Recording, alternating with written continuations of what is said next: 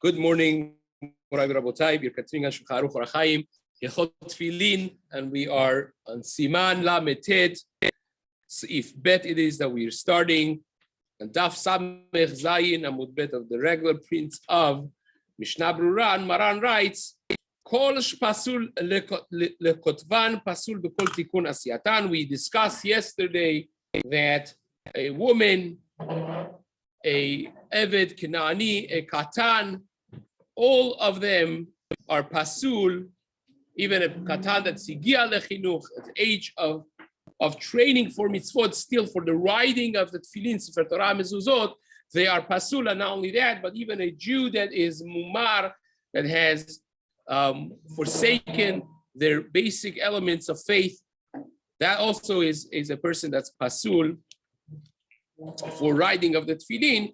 And now Maran writes, any person that's pasul to write them is also going to be pasul for any tikkun asiyatan, Rambam writes, for any of the process of fixing it. For instance, the Mishna Berurah over here says, imagine,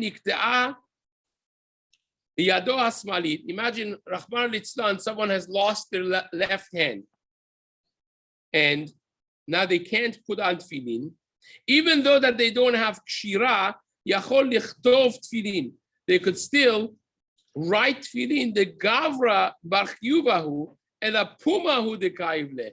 The person, this is a saying in the Gemara, that the person is bar chiyuva, it just doesn't have a hand. Or for instance, a person that, having a cast on is a very good question. We discussed this briefly before, that if you have cast, not necessarily you can't put on tefillin. There's a Rashba that holds that a thin layer of dividing element between your head, and he's talking about a very thin hat over there for someone that's very sick and can't put a tefillin on without the covering being remaining on their head. The Rashba says is mutar, and so on. So we discussed that before. So casts become a whole question by themselves nowadays, but nevertheless, says the Mishna Berurah, the person is still chayav to put on tefillin. He just unfortunately lost a hand, so therefore he can't put on tefillin. So therefore he could still write tefillin, because he's not a person that's patur from tefillin in essence. It's just a side reason why he's not putting on tefillin. Tikkun Asiyatan says the Mishna Berurah in Ot Yud, v'davka she'oseh ma'aseh begufat tefillin, only if he is actually doing something essential in the tefillin. For instance, chifui habatim is covering the box of tefillin, the batim of the actual batim, the ktsi'ah of the tefillin, and he's sewing them up. The choshken asiyat hashin, and of course goes without saying, the building of this shin from two sides of the tefillin shel rosh, of one of them with four legs, one of them with three legs, as we explained before, that you pinch them out basically of the same material of the parchment, the leather that the tefillin is made out of, the ora batim, which is halacha Moshe Sinai. So it's an essential part of the tefillin, without which the tefillin would be problematic.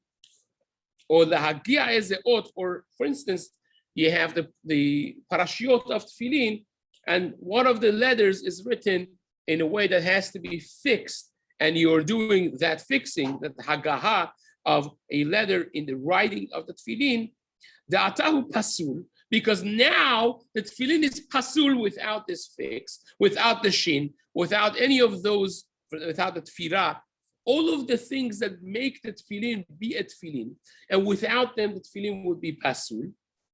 This person cannot do. Even though that you're fixing, the parashiot were written by a different sofer, you're just fixing an ot that is pasul.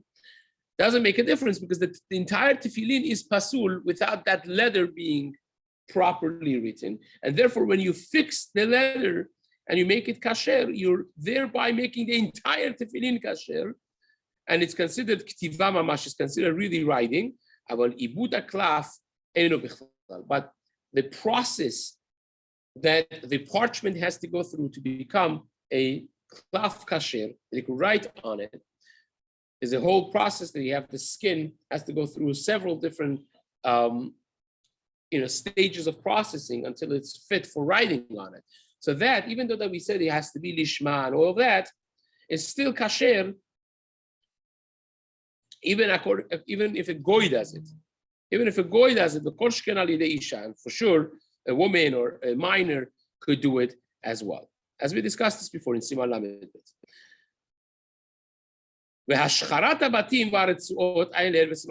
How about painting, the dyeing and painting of the batim of tefillin and the straps of tefillin? So we mentioned this before already about the straps. We said halacha Moshe Sinai.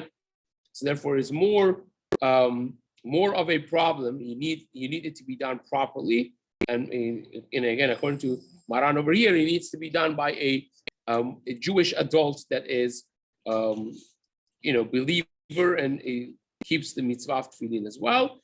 And the same thing is with the batim, even though the batim are a little bit more of a leniency because it's not so clear if it's halacha Moshe Sinai. He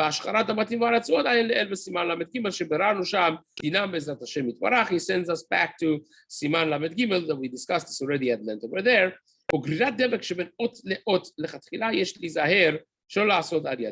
How about if you have some wax or some glue that fell in between two letters? Now you have to kind of like scratch that off.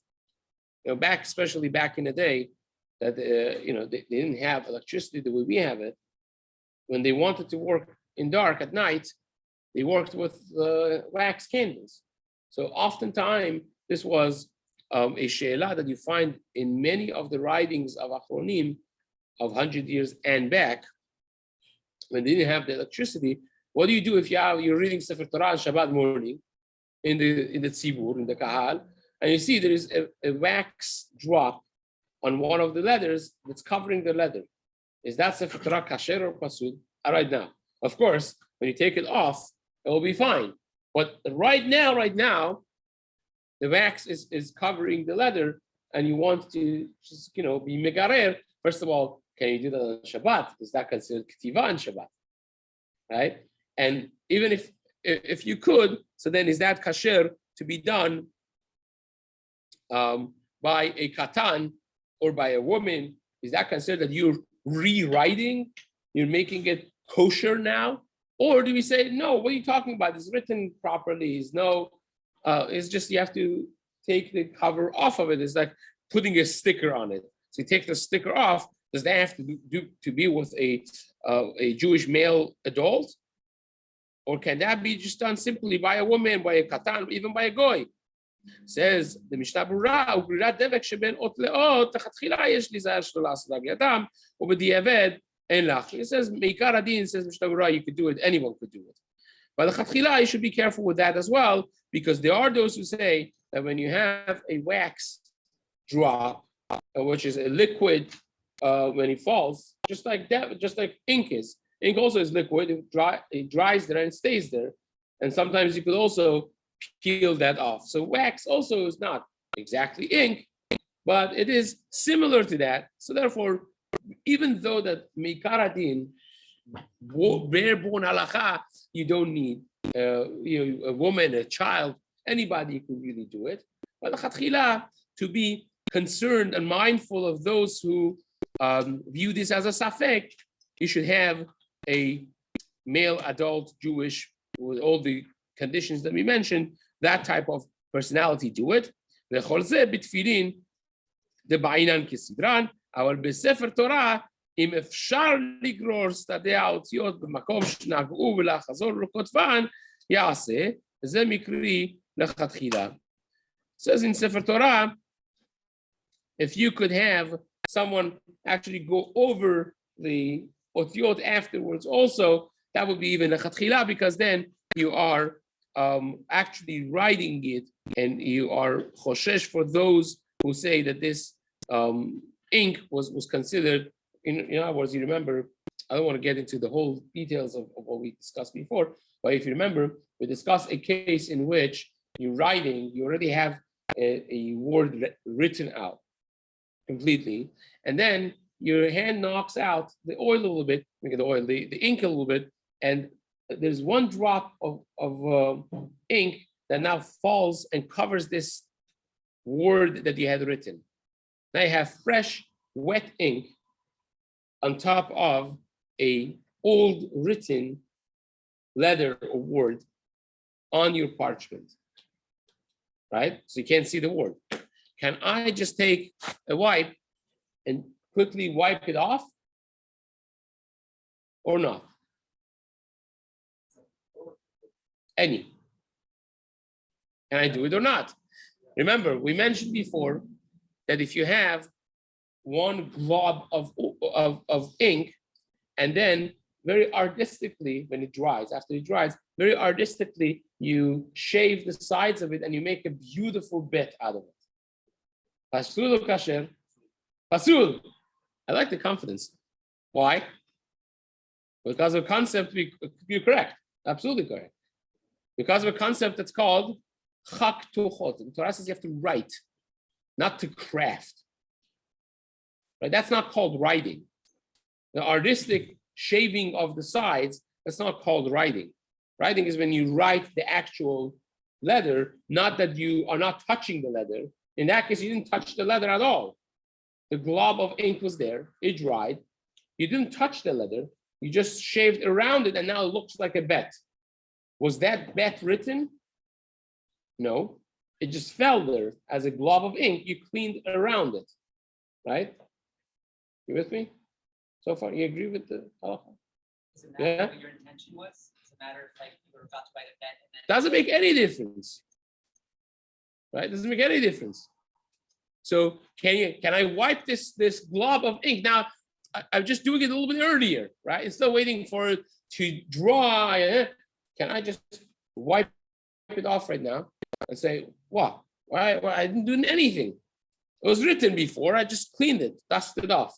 Or do you say, no, because the ink that's on top of it right now is considered covering the entire word or letter. And therefore, when you wipe this off, meaning it's erased, basically you erased for all practical purposes the ot or the teva that was written underneath.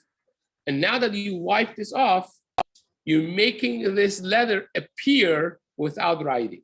Yeah, but it was written before. It was written before, but it was nullified, or was it not?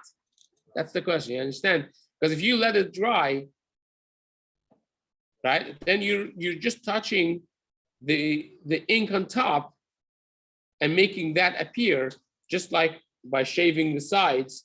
You did not touch the actual bet. You made it appear, so to speak. Here also, you're touching something else and making the words appear. Reappear. So do you say it's reappear, or do we say, well, it was covered with ink, it was going to dry and it was going to be ruined? So therefore, we look at it, or maybe with other things as well. So that's the reason it says the chatchila. If you have tefillin, by tefillin you can't rewrite anyways, because it's not going to be chronological order. It's not kesidran, so don't touch it. Once we say mikar adin, the drop of wax or oil is not considered a problem. Just clean it and leave it. But by Sefer Torah, that you don't have the problem of writing in order, says the Mishna Berurah, best would be lechatchila im efshar ligror stadei aotiot. Maybe also shave a little bit of the side of the actual ot also and rewrite those places. So that's really, you finished it with actual writing versus wiping it off, so to speak. So that's just to go do a quick review on what we did before. In Seif Gimel, Maran writes, Ger shchazar ledato mahmad yirah, a ger tzedek that now is pretending to be what he was before he became a ger tzedek, kasher lichtov tefillin. He's a Jew, full-fledged Jew. There's no question about it whatsoever, and therefore a writing that he does is completely considered kasher. So in other words, if this used to happen, well, in Iran, it didn't really happen a lot because nobody dared become Jewish because they will kill them. Like literally they will kill them. You're considered an infidel. And your biggest piece would be your ear, basically. it would kill you. That's the reality. That's how it was. So therefore, you didn't have a lot of Geret Tzedek. I actually had. It's strange because I grew up there, and for me, like a few years ago, there was a couple. Some of you here know them. There's a couple. They're from a very high-standing family. Both of them, doctors. Their parents were doctors. Very wealthy Muslim family in Iran. That they actually wanted to become Geret Tzedek when they wanted to become Jewish. And I never forget the first meeting I had with them on Westwood Boulevard. I told them, crazy, like the stigma that exists in between the Persian community is crazy about these things. I said, no, we're doing it, and this is more power to them. But nevertheless, it's it's something that actually happened a lot. That people, even it wasn't in Europe, by the church was the same way. Actually, the most famous Ger Tzedek probably of all time was Rabbi Avraham ben Avraham, or Avraham ben Avraham, right? You could even probably Google his name. Avraham ben Avraham was a Ger Tzedek that was from the most influential, rich family of probably the world of the time. And he was the son, one that was supposed to run the business and the old towns and castles, and so he became and I think the central church basically became aware of this, and they put a bounty on his head. His family was helping the church in the search. It was a mess. They found him at the end, and they caught him, and his thing was to be burnt at stake. And they gave him a chance. They said, just come back and you'll be fine. You're the most aristocratic family that there is. And we kind of like, brush it under the rug, kind of do it. And he wouldn't give in. It's one of those stories that just shakes a person to the core. The dedication of some people is so amazing. The Gemara actually says, "Kashin gerim Israel kesapachat," that sometimes we are embarrassed, in comparison with the Geret Tzedek. They're so that the dedication is such that it puts us to shame, basically. And this is certainly one such case. The Vilna Gaon. This is in the time of the Vilna Gaon. Vilna Gaon actually sent him a private message. He said, "If you want, I could do a miraculous escape for you. I could arrange for basically a miracle." And he said, "No, I don't want that." He wanted to die on Kiddush Hashem. It's like I get goosebumps whenever I talk about this even. And this story, this is like a Rosh Hashanah Yom Kippur type of drash. I don't want to give up my good stories, but just in short, this is really something. In short, the person that was actually appointed to set him on fire was his childhood classmate and playmate. It was his childhood friend. And he told him, he said, I hope you're not going to ask your God to punish me if there's such whatever, And so he smiled at him. He said, the best answer in the world. I said, you see, when we were kids, I don't know if you remember, my father bought me a wooden, I think it was a wooden train or a wooden soldier, some toy, very fancy wooden toy. And be it the richest family in Europe, he had the top of the line of everything. So I said, my thing was very fancy. Your father also, you cried to him, he bought you also something, but it was not, just wasn't as good. And you were very jealous. And in a moment that you thought I was not looking, you broke my soldier, I think it was. You broke my toy. You thought I was not looking, I didn't see, I did see. I said, I was so angry. I was so angry at him. And I told myself, I swore to myself, I said, when I grow up and I take the position of my father and I will be in power, I will destroy his life. I remember promising myself, I said, I'm going to grow up and I'm going to ruin his life and beat the hell out of him, basically. right?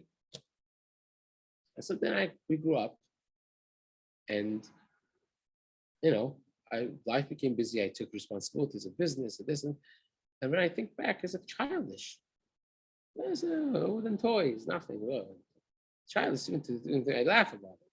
I said it's the same thing right now. This world, people think this world, life in this world, and the riches and the money and the status and all those things are what matters. But when I go to the next world, I'll be busy with much bigger and better things. I'm not going to be thinking about the petty toy that you're breaking right now. So don't worry about it. I'm not going to have God punish you. Yeah, it's going to be a petty thing in a few minutes from now. So it's it's a powerful story. But nevertheless, the Persians themselves. They have a lot of Jews, and perhaps a few converts that they were like this. In Mashhad, you have the whole kihlah of Mashhadis, and they stick to themselves always. It's not just like right now that they're great neck, they stick to themselves. In Tehran also they had Kenisai Khorasaniya, the Mashhadi Shul, right? Khorasan is the state of Mashhad. So the reason for it is because that's so much persecutions and pogroms. They always just naturally just stayed together because they didn't trust or think anyone else. And this is one of the reasons, other reasons for it as well. And they had, up to today, you find a lot of Jewish blood in the Mashhadis, that their names are Ali and Muhammad and Taqi and Naqi and all the other things, because they were like Moranos, basically, in Spanish Inquisition. They pretended that they converted, but they really were, faithful to Torah. So this is the same thing, that if you have a Gersh Chazar Ledato Mahmad Yirah, because of fear, they pretend that they went back to their origins. Still, they're considered completely like a full-fledged Jew, and therefore it's kasher l'chtov hatfilin, to which the Mishna Berurah says, Shelo yargu, if they're fearful for their life, then there's no problem. They're considered completely kasher for writing tefillin. The Kaf HaChaim writes that the same halakha is with what the example that we just gave right now, the Mashhadis, right? That a Jew that pretends that now he is a different religion because he is fearful for his life is considered a complete Jew as well, and it would be kasher to write tefillin, and there's no problem with that, because again, their emunah to Hashem is not shaken. Even though that you say halachically he should have given his life for Kiddush Hashem. There's a whole sugya in Sanhedrin in Daf Ayin Dalet of sugya of Mesirut Nefesh, when you're obligated to be killed and not do avodah zarah, and not to do something that halachically would be considered an idol worship. Even with all of that, and that this person fell short, so to speak, and was not willing or able and ready to give up his life, you cannot hold that against him in his Jewish status. He may have done something wrong, but his Jewish status is completely intact. And again, for the same things for a biologically born Jew, that they asked him to become an idol worshiper, and he couldn't be killed. He couldn't, stand that test, and he pretends that he is following what they asked him to follow, but in his heart of hearts, he is still serving HaKadosh Baruch Hu, Hashem. Still, that person is considered halachically completely Jewish, even though that he did something wrong, but still he's kasher for writing tefillin, mezuzot, and sefer Torah. Sorry, I missed the line here. Magen Avraham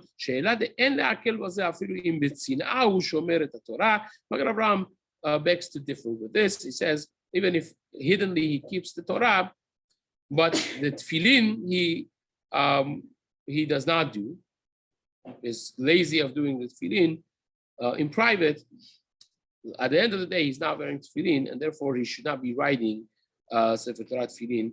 And mezuzot, again, that's a detail. The aspect of his emunah to Hashem is certainly unshaken and is there. The only question is because he's not putting on tefillin, maybe Magen Avraham suggests that it should be pasul. So it says just one more halacha quickly here. Tefillin shktavam afikoros yisarfu v'yesh umrim yiganzu. So this becomes a whole topic by itself. I'm just going to give a preface to this right now, and then we'll discuss it a little bit more. A Sefer Torah, the Chazal says Sefer Torah shktavo akum yiganes. If a goy write a Sefer Torah, what do you do with it? You can't burn it.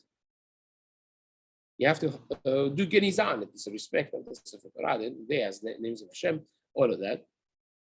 It has to be done genizah. But a Sefer Torah shktavo afikores. But if a heretic writes a Sefer Torah, then Yisaref, it will be burnt. Can you imagine that?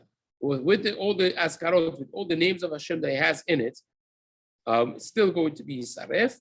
Why is that? Because if Afikores writes it, you know that he's writing it for Avodah Zarah. He's not writing it for the name of Hashem. Even though that he's writing Elokim, Yudke Vavke, his Kavanah is completely opposite. And therefore, you don't even have the respect of the Sefer Torah that a Goy wrote for a Sefer Torah that Afikoros wrote. Now, this becomes a very big question because of the following. For instance, Rabbi Yaakov Hillel has a tshuva, his Tshuvot Vayashavayam, on the Sfarim that are printed by Kabbalah Center, right?